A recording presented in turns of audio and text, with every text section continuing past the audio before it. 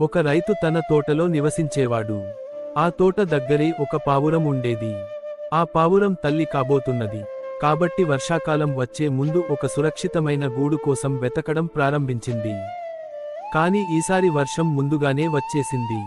రైతు కూడా వర్షం త్వరగా వచ్చి పడటంతో తన ఇంటిని సరిగ్గా సిద్ధం చేయలేకపోయాడు. ఆ పరిస్థితిలో పావురం రైతు దగ్గరికి వచ్చి సహాయం కోరింది. అయితే రైతు ఇంటి పరిస్థితి కూడా అంత సురక్షితంగా లేకపోవడంతో పావురానికి అక్కడ తలదాచుకునే అవకాశం లేదు.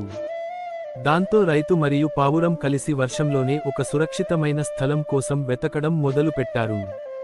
కొంతకాలం తర్వాత పావురానికి తలవెంట్రుకలు పట్టడం మొదలైంది. ఎక్కువగా నడవలేకపోయింది.